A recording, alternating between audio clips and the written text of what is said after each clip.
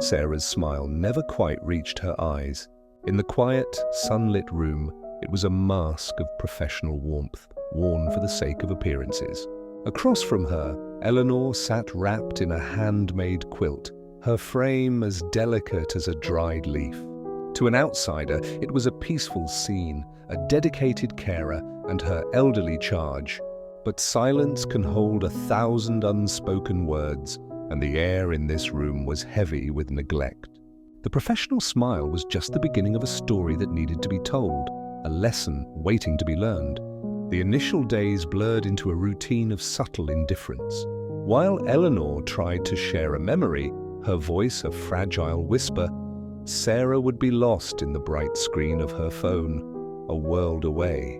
A simple request for a glass of water was met with a sigh and a dismissive wave of the hand.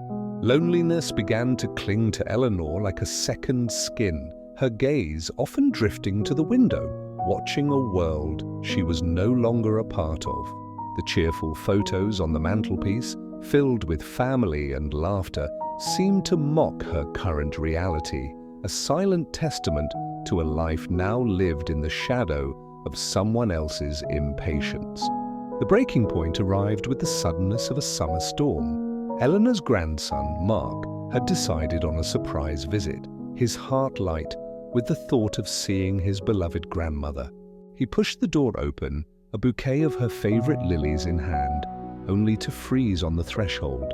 The scene before him was one of raw, ugly anger. Sarah stood over Eleanor, her face contorted, her voice a sharp, cruel weapon. "Can't you do anything right?" she yelled, as Eleanor flinched, tears welling in her tired eyes.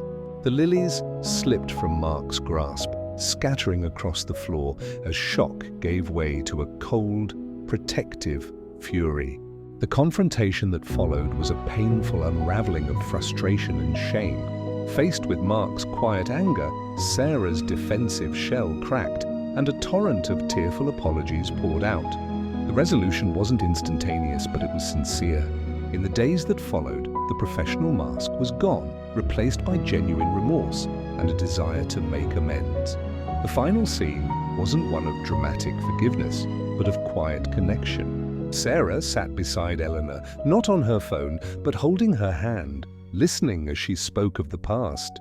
A real smile finally reached Sarah's eyes, and in that shared warmth, a lesson was learned not just by a carer, but by anyone who has ever forgotten that compassion is the most vital care of all.